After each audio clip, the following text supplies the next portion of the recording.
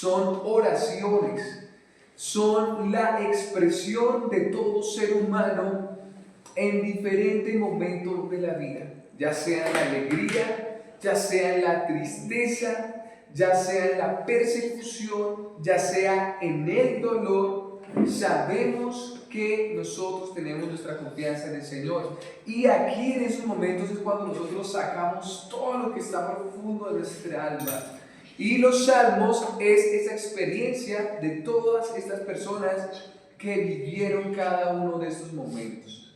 Los salmos nos enseñan a expresarnos al Señor en cualquier situación que pasemos, sin tapar absolutamente nada. Poder expresar al Señor con todo nuestro corazón lo que sentimos y saber que Él está ahí para oírnos y para ayudarnos. Estamos en el Salmo número 5, pero ya vamos a entrar al verso número 8. ¿Listo? Si de pronto dicen mis hermanos, oiga, me gustaría saber del Salmo 4, del 3, del 2, del 1, en YouTube los encuentran. Entonces vamos a leer el verso 8, en la cual David está clamando al Señor. Dice Salmo 5, verso 8. Señor, guíame en tu justicia. Por causa de mis enemigos, allana delante de mí tu camino. Entonces aquí vemos claramente una de las palabras que más se repite en la Escritura y sobre todo en los Salmos es la palabra Señor. Es el título que se le da a nuestro Dios. Señor en hebreo es Adonai, que significa dueño de todo. Por ejemplo, en Estados Unidos es como el único lugar donde hay esa distinción de palabras, donde está la palabra Mister y la palabra Lord, ¿sí? Entonces Lord es al Señor, el único que merece el título de soberano sobre todo. Y nuestro Dios es el Señor y merece la adoración, la exaltación. Cualquier persona dirá, venga, ¿yo por qué tengo que adorar a Dios? Pues la respuesta es muy sencilla, porque Dios nos creó. Por esa razón nosotros debemos rendirle adoración. Así que vemos que David dice, Señor mío. Y por lo general uno le dice Señor a una persona cuando uno está bajo las órdenes de esa persona. Podríamos decir que los que más le dicen Señor a las personas en unos tiempos de esclavitud eran ¿quiénes? Los esclavos. Los esclavos eran los que le decían a su amo ¿qué? Señor. Y David reconoce que Dios es su Señor, y la Biblia nos enseña que nosotros somos siervos de Dios. Pero aún es más profunda esa palabra siervo. En el griego Pablo dice, por ejemplo, Pablo, siervo de Jesús, pero en el griego dice Pablo, doulos de Jesús, y doulos en griego es esclavo. Entonces, ¿qué mejor que ser un esclavo de Jesús? En esta vida la gente o es esclava de Satanás o es esclava de Dios. No podemos estar en otro bando, ni en la mitad. Y qué mejor ser esclavos de aquel que nos sabe cuidar y amar, que es nuestro Señor. Así que David lo tenía claro y él dijo Señor. Pero otra palabra que me encanta, y tal vez les pido disculpas, pero a mí me fascina enseñar palabra a palabra, ¿sí? A veces corro mucho, a veces no, ¿sí? Pero qué delicia poder disfrutar y coger cada momento. Por ejemplo, a mí me encanta un ají de la Colonial, en Sogamoso, el restaurante. ¡Uy! Deliciosísimo. Yo puedo comer una taza de ají con una empanada. Y eso yo como cada pedacito así. Y como con la cuchara esparzo en toda la empanada. Y muerdo y siento como que no me quiero perder ese sabor. Entonces, delicioso. Entonces, del mismo modo, nosotros debemos apreciar la Escritura y sacarle el mayor provecho. Entonces vemos que David le dice a Dios, Señor, tú eres mi Señor. Pero la otra palabra que me encanta es que le dice, guíame. Y a nosotros que no nos gusta que nos manden, ¿sí o no? A nosotros no nos gusta que nos manden. Por ejemplo, que a uno le digan, oiga, vaya, recoja eso. Uy, si a uno le hierve como la sangre, que no sé. Porque a nosotros nuestra naturaleza no nos gusta que nadie nos mande. Pero cuando nos dirigimos al Señor, y David en este caso le dice, guíame, es preciosísimo. Uno le dice a las demás personas, venga, ¿usted por qué me tiene que decir lo que yo tengo que hacer? Pero qué bonito que el Señor sí nos diga lo que tenemos que hacer, porque Él sí sabe guiarnos con amor y con perfección. Así que es un ejemplo para nosotros como cristianos siempre en cada día de nuestra vida y en cada decisión que tomemos pedir la guianza de nuestro Dios. ¿Y en dónde encontramos su guianza? Aquí en la Escritura, ¿listo? Aquí está la guianza. Pero David no solamente le dice, Señor, guíame, sino que tiene una base para esa guianza y dice, guíame en tu justicia. ¿Qué es justicia? Justo, tal vez para nosotros es que sucedan las cosas bien, ¿sí o no? Que a cada quien se le dé lo que le merece, ¿sí o no? Eso es justo, ¿sí o no? Pero delante de Dios la justicia va más allá de la justicia que todo ser humano puede cumplir. Para Dios la justicia es castigar el pecado, así sea el más mínimo pecado.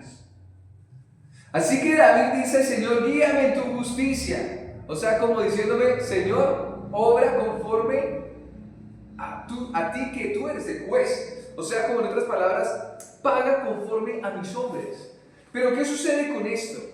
¿Cuál es la justicia de Dios? Hermanos, la justicia de Dios tiene un nombre y se llama Jesucristo. Él es la justicia de Dios. Por eso es que tú y yo no ardemos en el infierno inmediatamente. Por eso es que tú y yo podemos acercarnos a Dios, porque ya Cristo tomó nuestro lugar y Dios hizo justicia en Cristo. Miren, hay un pensamiento erróneo de las personas, es creer que Dios es como un abuelito buena gente, ¿sí? El abuelo chévere de barba larga, así lo que uno le dice, abuelo, perdóname esta, y ya el abuelo está ahí, venga, venga, no. Dios es un Dios justo, un Dios santo. Él no pasa por alto ningún pecado, así sea chiquito, ni un mal pensamiento.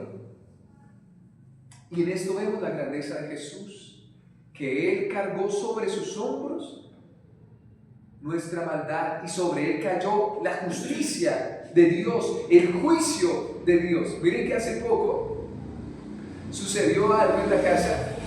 Yo iba a corregir a mi hija Charis, a la mayorcita, porque hizo algo incorrecto. Y yo le iba a corregir. Y claro, ella estaba en la sala y yo salía de la pieza. Y yo le dije, Charis, venga para acá que la voy a corregir.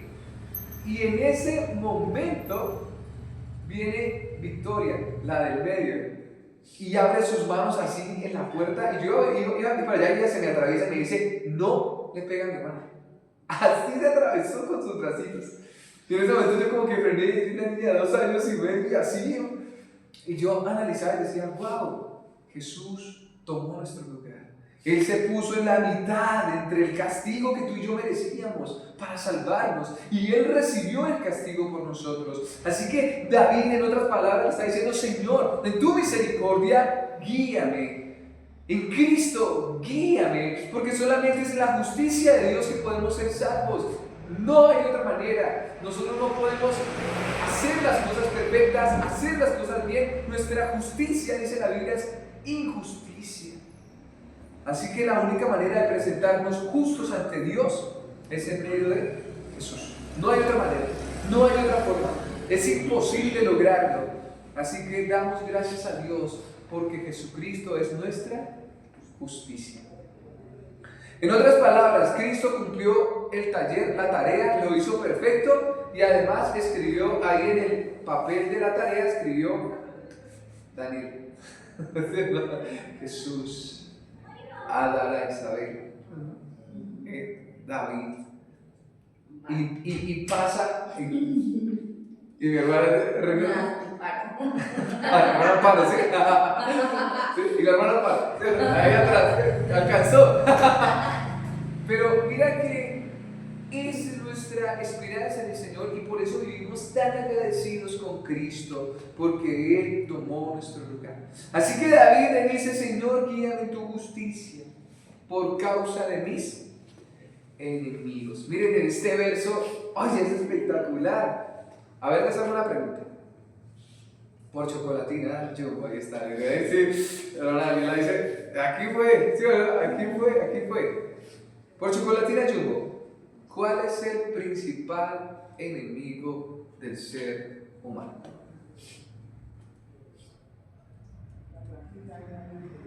La hermana dice acá. Yo mismo. Ella misma. ¿Tú qué dices? ¿Tú misma? Los pensamientos. ¿Principal enemigo del ser humano? Sí. El pecado. Te la ganaste. ¡Claro! ¡Es el pecado! Segunda chocolatina que se gana. Muy bien. El principal enemigo es el pecado. Miren que mucha gente dice: uy, no hable del demonio, de los demonios, porque eso nos posee. Uy, qué miedo. Pero nunca se pueden a pensar: oye, ¿qué tal me posea el pecado? Si fue el pecado el que destruyó a Lucifer y lo convirtió en el diablo.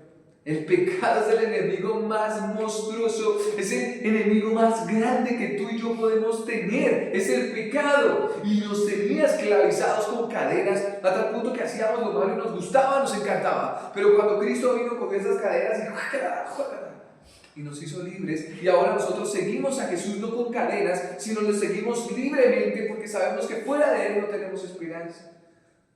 Así que es claro, mira, cuando uno sigue esclavizado por el pecado, tú pecas y sencillamente tal vez viene un remordimiento a tu vida, pero para ti es algo normal.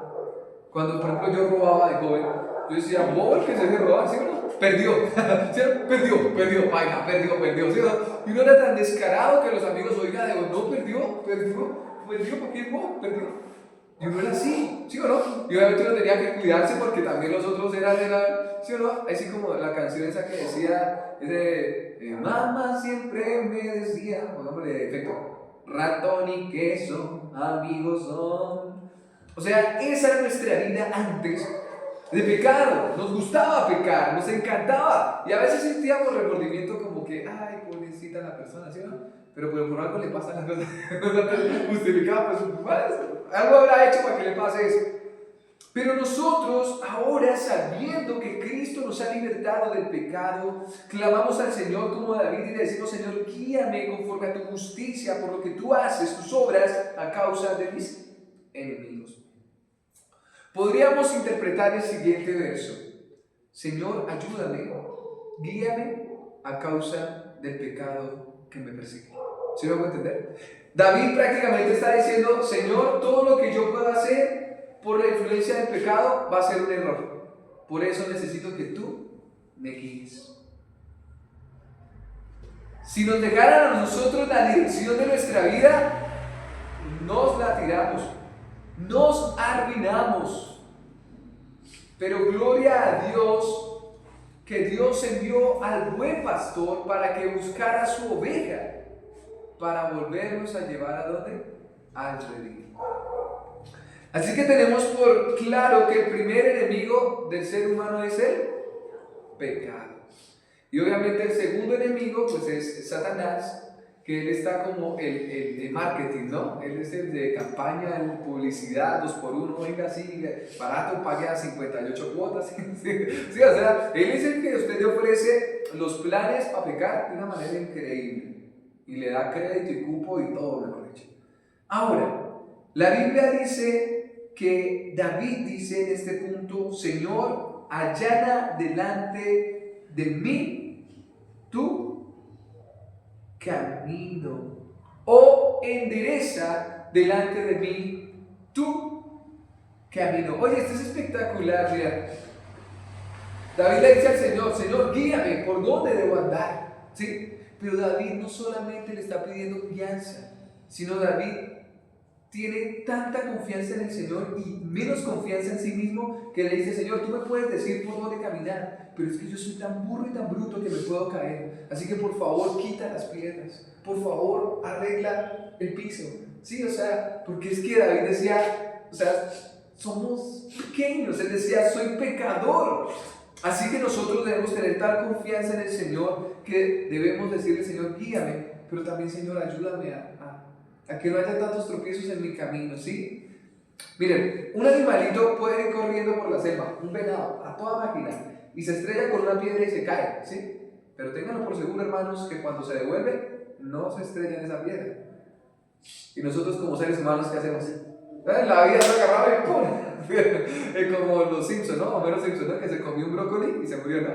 Y salió el alma y, oh, un brócoli, y se lo volvió a comer. O sea, nosotros los seres humanos hacemos eso y cometemos el mismo error y nos caemos en la misma piedra. Y el enemigo sabe cuál es esa piedra y la pone ahí. Por eso debemos confiar en el Señor y decirle: Señor, no confío en mi guianza, guíame tú. No confío, Señor, tal vez en lo que yo vea. Por favor, ayúdame en el camino a despejar esas trampas, esas piedras. Más adelante en otro salmo dice: Señor, quita el lazo del cazador. ¿Por qué el lazo del cazador? El cazador no pone un lazo ahí para que la presa lo vea. Él le pone plástico encima, así, o sea, él disfraza el lazo, la trampa, cosa que la presa mire y no hay nada y pise y caiga. Entonces nosotros debemos pedirle al Señor que nos libre incluso de esas trampas que el enemigo y que incluso las demás personas ponen para nosotros. Bueno, porque siempre le echan la culpa al diablo, ¿no? Siempre.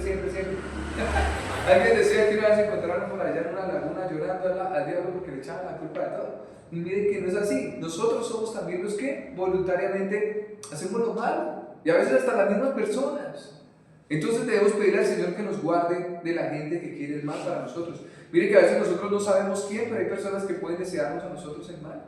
Y uno vaya a saber, ¿sí o no? Y uno supiera, va y escoge la casa a pie. Pero entonces uno no sabe. Pero uno dice: Señor, ayúdame y líbrame de estas personas. Así que David en el Salmo número 8 dice con tal confianza: Señor, guíame en tu justicia. Por causa de mis enemigos, endereza delante de mí tu camino. Oiga, es que se pasa, cada palabra de la escritura es hermosa. Él dice tu camino, no dice mi camino.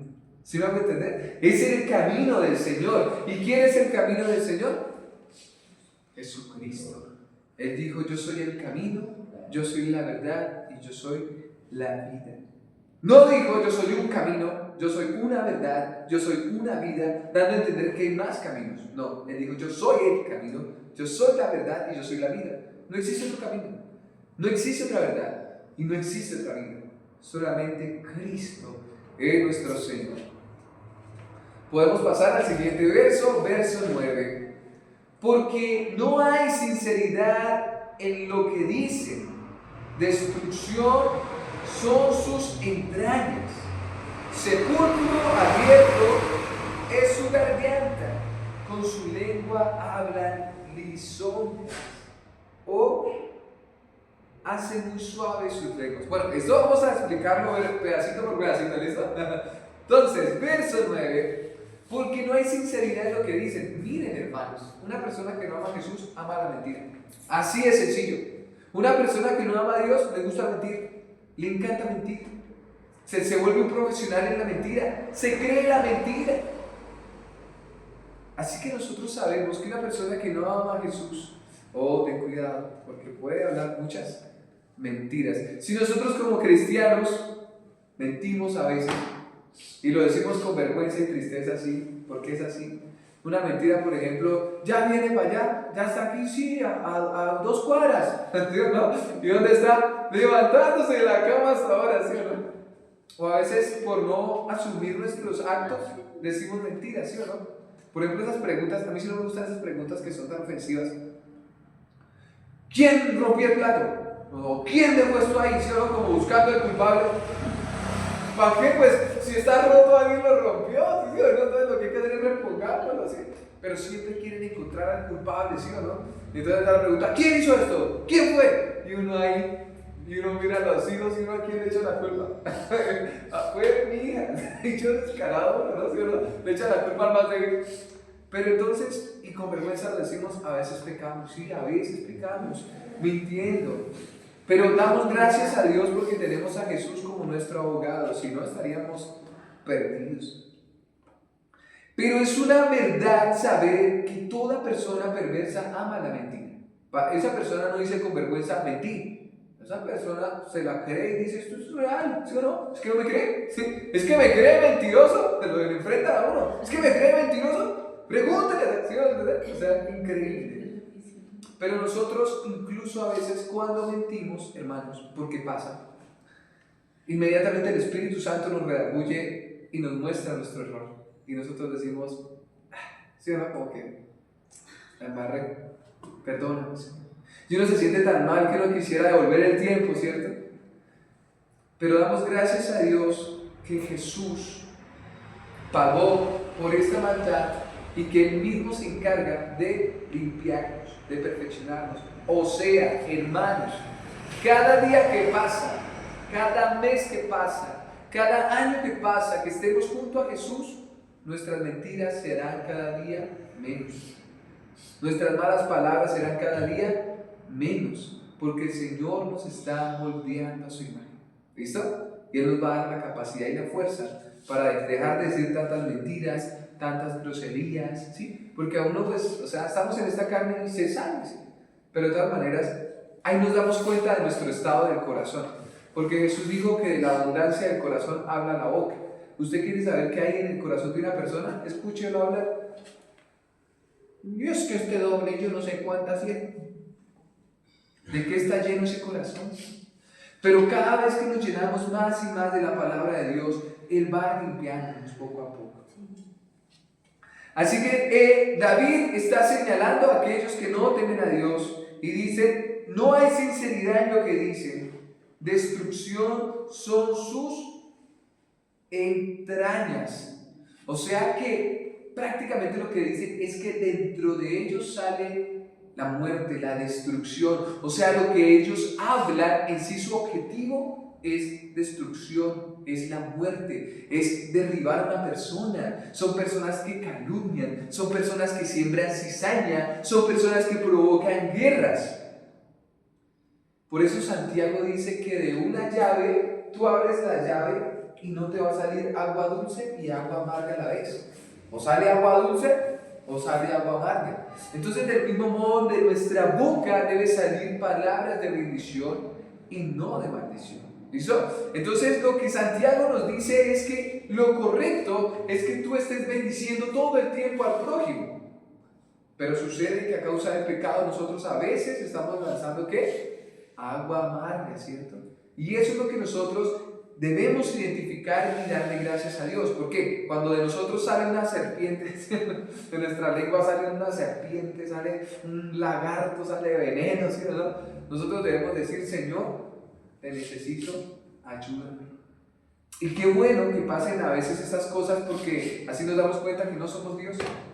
Así nos damos cuenta que no somos perfectos, que no somos justos, que nos ganamos el cielo porque somos hermosos, maravillosos, no. Sino que nos damos cuenta que, Señor, te necesito tanto y estoy tan perdido. Y como Pablo dijo, soy el primero entre los pecadores, o sea, el más vil. Y si somos el primero entre los pecadores, sabemos que somos los primeros que necesitamos aquí, a Jesús. Seguimos y dice, sepulcro abierto es su garganta. ¿Ustedes alguna vez han olido un mortecino? Y no es que estas personas no se laven la boca ni usen Listerine, sino la verdad es que prácticamente de su interior brota hediondez, podredumbre. O sea, sus palabras. Ustedes no han escuchado gente que uno los escucha hablar y uno le da como ganas, como que esta persona es tan desagradable, como que, ¿por qué está aquí? ¿Sí o no? O sea, hay personas que dicen unas palabrotas y uno dice, lávese la boca, ¿no? Con esa boca dicen mamá y papá, o ¿sí? O sea, esas personas que uno dice cómo se atreven a decir lo que dicen, ¿sí? Y hay personas que son así, pero el salmista prácticamente dice, todas esas personas provocan destrucción, producen muerte, dentro de ellos hay podredumbre. Y este verso último es terrible, hermanos, porque dice, con su lengua hablan lisonjas. Y esa palabra de lisonjas las podemos decir como que esas palabras las hacen muy suaves. O sea, todo ese veneno que lanzan de sus bocas, todas esas maldiciones las hacen de una manera suave, que parece que no fuera malo, ¿sí? O sea, por ejemplo, en vez de decir tenemos que matar a esa familia, dirán tenemos que limpiar el mar. Sí, o sea, son gente que es tan sabia en lo que dice y ablanda sus palabras. Por ejemplo, en Proverbios, cuando estudiemos Proverbios, si Dios permite, en algunos años, ahí dice que la mujer extraña o adúltera hace que sus palabras sean como la miel, suaves, ¿sí? O sea, dulces. pero su fin es destrucción. Entonces vemos que la gente perversa, incluso hay un libro que dice cómo mandar a la gente una palabra grosera, ¿sí o no? Cómo mandar a la gente al carajo, ¿sí? De manera educada. Un libro que dice eso, o sea, cómo decir groserías de manera educada, cómo ofender al otro de manera educada, o sea, ser sarcástico, o sea, y uno dice, wow, y la gente ama eso, ¿sí? ¿Sabes? Escuchar a la gente que es sarcástica, gente que es tan ofensiva solo con una mirada, una palabra, ¿no? Que uno, por ejemplo, llega tarde y dice, no, llegó tarde, ¿no? O cosas como que, ¿qué horas son? O sea, sí, o sea, pero ¿por qué son así? O sea, se le presentó algo, yo qué sé, pero siempre a buscar el error, el problema, ¿no? Yo tenía unos compañeros de trabajo que me decían, uno me dijo, a usted como que no le gusta coger el trapero, ¿no? Yo, ¿y este? Hijo de diablo. ¿Tú me has visto como yo trapeo? O sea, siempre buscan la forma de ofender, de humillar, como si no pasara nada, ¿sí? Y aquí hay mismo, y esto no es de ahorita esta época, no, eso es de siempre. Eso es de siempre. El pecado ha transformado a las personas así. Yo creo que Caín era así. Caín era un sarcástico de aquí a mejor dicho, era terrible, porque el pecado destruye. Entonces, vemos que la misma Biblia nos enseña a identificar a estas personas, ¿sí? O sea, tú identificas a una persona de esos y lo mejor es tratar de evitar como la amistad con esas personas, tratar de hacer lo que ellos hacen y ser muy sabios para no practicar lo que ellos dicen y hacen. Entonces, no podemos decir, ay, es que yo no sabía cómo era él. ¿Sí? Porque aquí la misma palabra nos enseña cómo son esas personas. Primera forma para identificarla, que no ame a Jesús. Porque si no ama a Jesús, tristemente, el dueño y señor de esa vida que está sirviendo al pecado y Satanás lo tiene como una marioneta. Vamos a terminar con este verso número 10. Uy, es que David aquí está tremendo. Este verso es bravo. Oiga, David, no lo había leído, pero me parece que David, ¿qué pasó ahí? Pero bueno, tiene sus razones. Dijo David, tenlos por culpables. Oiga, tenlos por culpables, oh Dios, que caigan por sus mismas intrigas. Échalos fuera por la multitud de sus transgresiones, porque se rebelan contra ti. Qué piadoso es David. ¿Sí o no? Pero sí o no que uno se alegra cuando el perverso es castigado, ¿sí o no? Uno se alegra. Cuando el malo recibe el juicio y lo llevan a la cárcel o esto, ¿uno qué pasa? ¿Uno qué? Se alegra. Como por ejemplo el que por ejemplo está en el barrio que es tremendo peligro y llega la policía y se lo lleva y uno dice, uff, y qué descanso, ¿sí o no? O cuando está el vecino ese que es re grosero, re de todo y rompe y eso, nadie le puede decir nada y llega la policía o algo y se va y uno dice, uff, gracias a Dios, ¿sí o no? O a veces uno les desea que se ganen la lotería, ¿sí o no? Y que se vayan por allá para Dubái, para lejos, ¿sí o no? Alaska, si quieren, por allá construyan en Alaska. Pero en cierta manera David de pronto estaba muy desesperado. De pronto David quería que el mal se acabara, pero David tal vez no entendía o no le era claro lo que Jesús vino a enseñar. Y Jesús cuando dijo, ¿qué debemos hacer por nuestros enemigos? Orar, bendecirlos. Y lo que es más terrible para nosotros, y a mí incluso me carga mucho, amarlos. ¿Cómo tú puedes amar a un enemigo? Solamente la mano de Dios nos puede ayudar. Y David aquí, ves decir, sin rodeas en la lengua, ¿no? Den los culpables allá, que caigan todos esos. Pero nosotros en este momento no vamos a desearle eso a nuestros enemigos, ¿sí o no?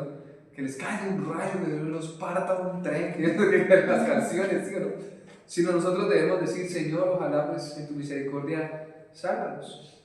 Cámbiale su corazoncito y que ellos te puedan amar, porque ellos son esclavos del pecado y van directo al infierno, pero así como tú y yo algún día íbamos directo para allá, pero el Señor tuvo misericordia. ¿Quién sabe quién oraría por uno, sí o no? Abuelos, tíos, amigos, yo qué sé.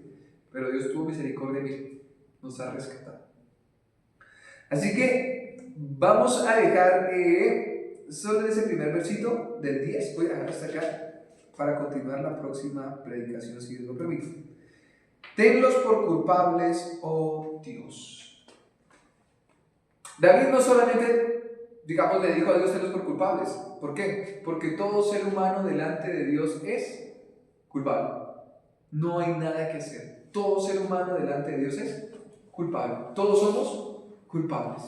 Pero si tenemos a Cristo, esa culpa, esa deuda cayó sobre Jesús. Y nosotros ahorita podemos experimentar algo que se llama paz. Nuestra conciencia está tranquila y podemos dormir una vez más, como veníamos estudiando los años pasados. David se la pasaba diciendo, en paz me acostaré y así mismo dormiré. Oiga, parece que a David le gustaba era dormir. Pero de verdad, cuando tú tienes tu conciencia tranquila y paz para con Dios, puedes acostarte y dormir. Muchos se acuestan y no duermen. No pueden dormir. Ahí la conciencia. Pero nosotros a veces es difícil que nos despierten, ¿sí o no? Si no es por la alarma.